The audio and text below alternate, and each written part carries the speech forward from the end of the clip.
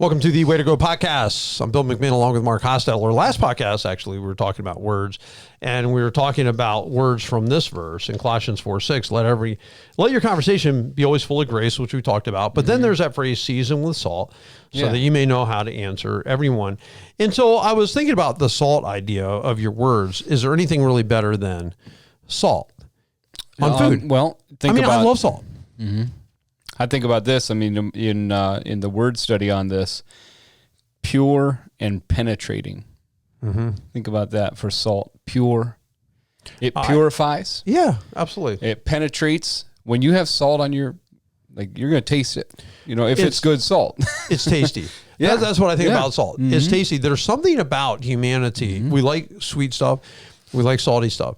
Mm-hmm. For whatever reason, I can't mix the two, and it's delicious. Yeah, you know what I'm saying? You might be able to mix the two, but I mean, the saltiness brings a certain deliciousness, a certain flair to the meat, a certain better taste to the beans. I mean, I look at popcorn. Popcorn is nothing but a conduit for butter and salt. Oh, yeah. That's all it is. Like, popcorn would be worthless, except it's an excuse to eat more butter and salt. So we love it. Like, we crave salt. We do. We do. And so I used to work in concrete, and on a hot day, it was kind of disgusting, but on a hot day, I would sweat and sweat and sweat. My clothes would have salt streaks all through them. My arms would be. Were they tasty? I don't know. I didn't wring them out and drink them or anything.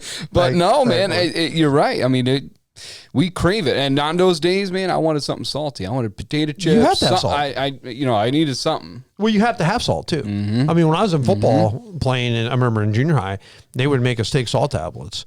Like, we were sweating a lot, and they would make us, and something about retaining water and fluids and stuff like that. And that's what Jerry's like. If I wake up and I feel a little fatter in a day, she's like, "Well, you probably ate a lot of salt yesterday." That's it. Yep, that's it. That's words full of salt, seasoned with salt. Actually, right. No, I think it means your words are delicious. Your words are appealing. Your words are. They're just better. It helps it to go down. I mean, and it's in the context of making the most of every opportunity. I keep remembering that. Like, this is talking about making every opportunity count when we're talking to somebody. We want to walk away from those conversations having built that person up, not torn them down. I mean, this is the emphasis, I think, of what Paul's trying to say. Well, we all probably talk too much. You know, I do. Slow I do. to speak. I knew, right? I do. But in my many conversations, they should be full of grace, and they should be seasoned with salt. Absolutely. That's it. I mean, if you're seasoned with salt and you're really, and not being salty, as we talked about, because that's a little bit sassy and not pleasant, but just being pleasant, and you'll know how to answer everyone. You'll know how to answer. He didn't say you'll know what to answer. He said you'll know how to answer them. I wonder how this applies. How does this apply in written? So a lot of our communication and talking right now is in written form. You know how much I text, and email, and I don't do much online, on the social media, but how much we communicate even there. Your written words can communicate a lot too, and we should season those with salt too. Add a little extra to it, put a little blessing on that, that text you're sending out or whatever, Well, yeah, I think put smiley faces on things so people know you're not serious. Yeah. So, I mean, I think that's one thing. If I'm kidding around and I'm busting somebody's chops, and man, I do. And that's really something I did want to talk about, because even when we're speaking in season with salt, it doesn't mean you can't tease people. To me, part of my love language is joking around. Like, if I like you, I'm going to absolutely bust your chops. And I may call you names. My first day back at the gym, it was so ridiculous because I see 3 people I know, 2 of them, the second 2 that came in as soon as we're coming in the gym. I mean, it's like name calling, it's busting each other's chops. Why? Because we all like each other. Right. And it's such a weird thing to say. Are you saying that guys like each other, like make fun of each other? Yeah, they do. I mean, I always say to people, don't worry about when I'm joking around. Worry about when I'm not. Like, when I'm so serious, like I'm not joking around. Yeah. Then that's not always mean that we're on good terms, So if I know you pretty well, I'm probably laughing about something, because I'm always laughing. And I tend to gravitate towards laughers. You know what I mean? I tend to gravitate towards people who also have a sense of humor, who can joke around and laugh about stuff. And I would say probably some of my friends, even in social media, they're pretty funny. You know what I'm saying? That's like That's probably why you got along with those girls at the gym so good. I mean, if you're watching or listening, I'm talking about you. I'll tell them you said that. Right. So no, it's great, and I think the teasing is fine. And but I think we have. What I'm simply trying to suggest is we have to apply this not only to what our speech, but also to the other forms of communication that we have. I think you have to be careful. Be pleasant. Right. I think too, Mark, one of the things in communication is that I'm guilty of it. I see other people be guilty of it. You got to let a person finish their sentence before you jump in there. You know what I'm saying? It's just in meetings I have sometimes somebody saying it, and then I'll hear, if I could just finish what I was saying. If I could just, I've said it before.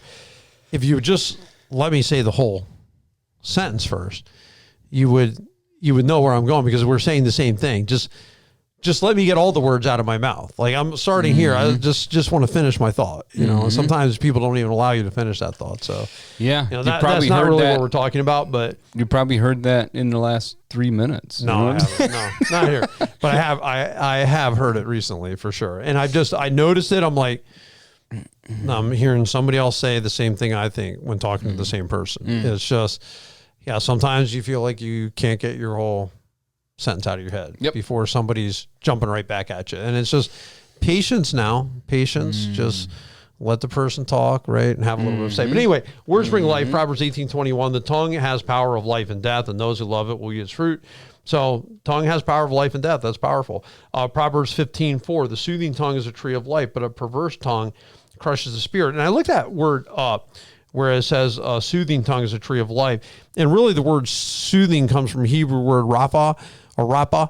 And rapa means healing. Healing, yeah. Right. That's what my translation says. So it's a healing word. And then I looked that up, and it was talking in different parts of the Bible, like salt water being turned to fresh. And the word was used healing, that it went from salt to fresh.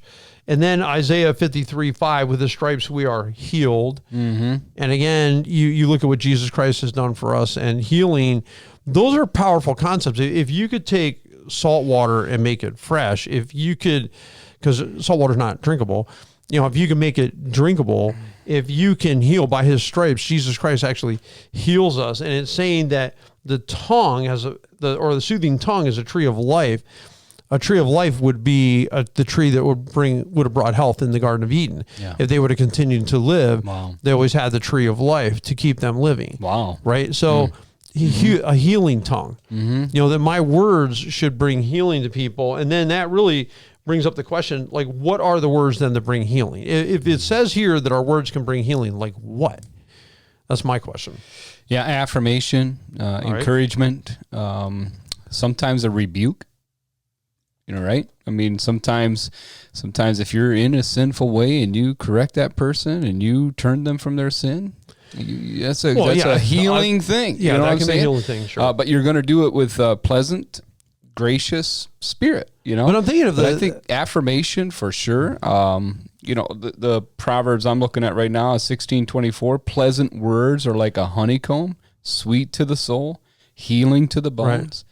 I mean, these are pleasant words that, you talk to your wife and you affirm her beauty. You appreciate her actions around the house, or the way she engages with you, this and that, the way she raises your children.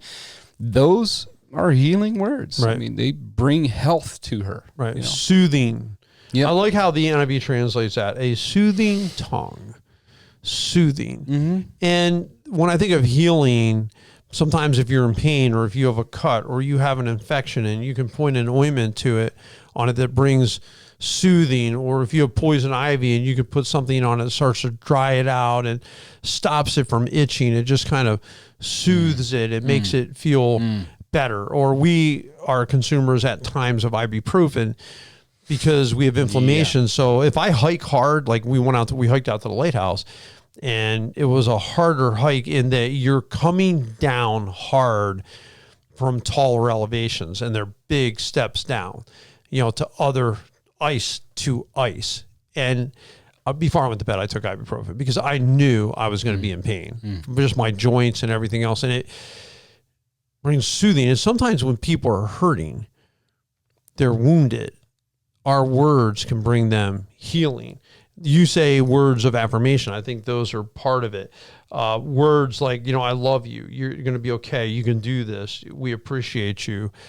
Words of hope, that bring hope. One of the first jobs a person has, if your spouse is upset with you, your first job is to inspire hope.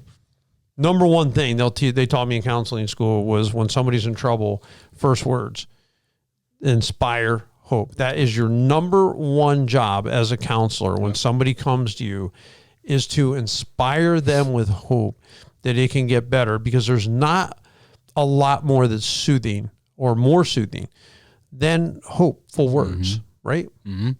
Absolutely. Sometimes I think we have to be careful how much we say about ourselves, and how we can actually talk very down on ourselves and detrimental to ourselves, and we start believing those words that we say about ourselves. I'm not good at this. I don't do that well. I'm a failure. There's no hope for me. I have no value. I have no purpose. I'll never get beyond this, blah, blah, blah, blah, blah. Those words are just going to be destroying. Start speaking hope to yourself. Remember, the psalmist said, "Why are you downcast, O my soul? Why do you have no hope within you? Put your hope in God." That's Psalm 42. We have to speak ourselves into that place of hope too. And if you came to me with those words, obviously, then I would explain to you how you're made for a specific reason. But I honestly don't think it's a bad thing for a person to think they're not good enough to do it, because in the thinking you're not good enough is a reliance upon God. And so for me, when I come to those times where I think I can't do it, I'm not good enough, I don't deserve to be here, I don't deserve this position, I don't deserve it, that's not a bad place to be, because it helps you to realize, keep you humble. You start thinking you do deserve it. You start thinking you are good enough. I don't know that is a great place. Like I'm a big Eagles fan. They're going to play in the Super Bowl on Sunday. And maybe by the time this airs, they already did play, but I don't want them coming in overconfident. I don't want them coming into that game thinking, we got this, man. We're going to tear them apart. I want them coming in humble. I want them coming in thinking they're going to have to work for it, and they're really going to have to strive. Because in the overconfidence sometimes I think is problem. So if you came to me, my words of healing, my words of soothing would be, that's okay, because when you're weak, God is strong. Yeah. That's what Paul found out. And in all things, we can do all things through him who strengthens us. Like that would be my words of hope to you. I think there are times too where I really think people broken down in life need to know you're beautiful how you are. Now, as a guy, I can't be running around telling chicks they're beautiful. You know what I'm saying? Right. Like, it's probably what I shouldn't be saying, but I can encourage them. I can encourage them, say, hey, you're doing a great job. Or, I really appreciate this about you. Yeah. And I think some people that have really been put down in life, sometimes people put down like you're not a good enough Christian. You don't measure up. You're never going to be good enough. To say, hey, where does that idea come from? What does God say about you? Is that what God said? Right. Just because you can't do everything every Christian expects you to do, does God expect it, or is this a man-made rule? Because some of the times people were struggling because we gave them man-made things to do. That's right. It wasn't even a God thing. Yeah, certainly I should feel terrible about myself if I'm out cheating on my wife, ripping people off, lying to people.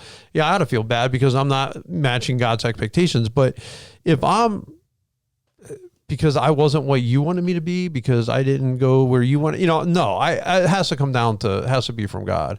Absolutely. I think, but I would encourage people, I've plenty of times I've felt, no, I can't do it. Like I'm just not strong enough. I can't do it. That's okay. Not a bad place to be. I can do all things in Christ, through Christ. Now, perverseness are words, because the perverse words are going to be the words to destroy. Actually is a word that would mean like lie. Yeah. Like you're twisting words about somebody. And those are the words that really hurt people. And so that's something that we have to be careful of, because again, a perverse tongue crushes the spirit. And that's a real dangerous thing right there. It can be detrimental. Yeah. So abusive language is what that's really in Colossians. Put off all such things as anger, rage, malice, slander, and abusive language, like filthy talk from your mouth. Right. Don't lie to one another, since you've put off the old man and its practices, and have been clothed with a new man with renewed knowledge. Like, stop using your speech to slander people, to communicate your anger with people, and your maliciousness with them. Use it in a way that's going to build them up, Right. This is Paul's message all throughout the epistles and the Bible. I mean, the whole Bible, really. Right. Use your words in a way that are going to season people with grace. And, lying about people can be so destructive. When you're lying or you're spreading slander, things that you're not really aware of, and you heard something in town and you spread it, man, how do you know it's true? My daughter in April of one of the years, and boy, I was furious down in college. She loved her dorm. She had a lot of friends. She's a quiet kid. She had a lot of friends there, people she got along, and they kicked her out of her own dorm because her roommate said that she was texting whatever in the middle of the night and this and that. So I got on the phone and I just kept chewing my way up the ladder until I got to the person in charge, and I talked to them about it. And I went down. I said, when I come down and pick up my daughter, I'm going to talk to you. We are going to meet face to face about this. So she said, well, your daughter was sending these texts. I said, okay. I said, let me ask you something. Did you see them? Well, no. I said, then how do you know they exist? Just because somebody comes to you and says, so-and-so texted me, because my daughter's like, Dad, I have no idea what they're even talking about. Like, I looked through my phone, there's nothing like that. Like, I have no idea what they're talking about. Wow. So I said, surely these girls who came to you showed you the text, right? Well, no. Well, here, like a year later, the one girl comes up and apologizes for lying, and it was like so hurtful to my daughter. My daughter did not forget that. Oh my like goodness, she was hostile for years about that, and I don't blame her. And I just felt that was a case of you can't assume some story you hear is true. You can't assume. Right. If somebody comes and tells me, hey, by the way, somebody's texting, me this and that and this and that. Show me. Yeah. I can't believe it just off the top. You know what I'm saying? It's like without evidence, I can't go and make a move. And then all of a sudden I'm throwing somebody out of a ministry and I've never even seen it. I've never even asked them if it's true. I just summarily remove. That would be like if somebody comes to you, tells me, hey, Mark said this and said this. I'm removing you from your position. I've never asked you about it. Never talked to you about it. Couldn't do never it. let you. Right. I would never do it. So I met with a woman. I said, listen, the reason I'm meeting with you right now is I never want you to do this to another student. What you did to my daughter was wrong. I said, and I never want you to do it. You cannot take somebody's word and not have proof of what in the world it is they're talking about and some kind of evidence, because it was crazy. That's dangerous. This matters. I mean, this idea of... it was hurtful to my daughter. It hurt her. Do you know what I'm saying? Like she was hurt. She'd had enough hurts. You know what I'm saying? Yeah. She didn't need an unnecessary hurt from somebody. And the person who was like saying all the junk just had them over their house for like spring break, their hang long break. It made no sense. I mean, it made no sense at all. The Lord, this matters to the Lord very much. Right. This idea of perverse speech, deceptive speech. In Psalm 34, this is an interesting verse. It says, do you want to really live? Would you love to live a long and happy life? Our answer is yes, right? Right. It says, then make sure you don't speak evil words and use deceptive speech. Wow. Okay. Right.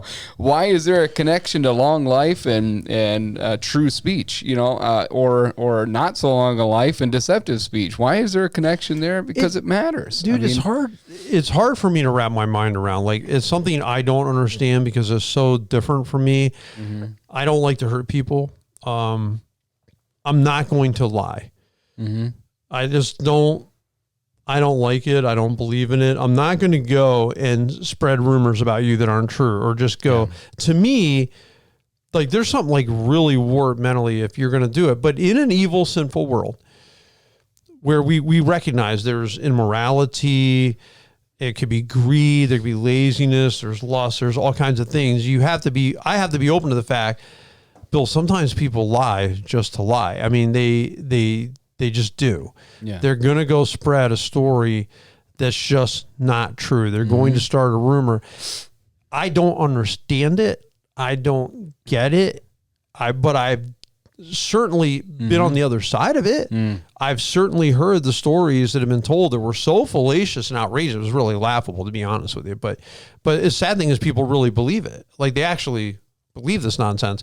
You recognize it as pure nonsense because you're the guy that lived it. You don't even know why somebody would start it. Like, why would people do that? Like, why would you say something about somebody else that's absolutely not true? And I don't know. I don't know. I just know for us, those putrid words like Ephesians 4:29, don't let that unwholesome talk come out of your mouth, man. Your word should be helpful for building others up according to their needs, that it may benefit those who listen. This is where we're at. We need to make sure that our words are beneficial to those who listen. And really, last podcast, this podcast, that's a big theme. Yep. Right? Yep, absolutely. You know, I like what you said earlier on. You know, start with your marriage, start with those that are closest with you. Make sure you get this right, you know. And, you know, I think a lot of times if we spend a lot of time talking to God, it'll help us in our speech to others, you know. We have to, that prayer language with the Lord helps us with other people. To know how to benefit other people. I think the best thing we could do to instruct our mouth is learn how to bless people. Learn how to use our mouth to bless them. And it's hard to have an unwholesome thing come out of your mouth when you're thinking about how to bless someone. You know, and I think we should be people of blessing. Encourage, be positive, because you got to remember sometimes the words, you may forget what you said, but the other person you said it to may not. Absolutely. And also the power of the positive word is sometimes that positive word you gave someone is exactly what they needed to hear. I remember a story a man told me, and it was his father, and he talked to some kid just out of the blue, randomly went and talked to him and encouraged him. And that kid, unbeknownst to the man, was going to kill himself that day, that kid in high school. And the guy, just as God would have it, just happened to go over there and talk to this young man, encourage him, and he didn't do it. The power of words literally saved that guy's life. So remember how powerful your words are. You guys all have a great and an awesome week.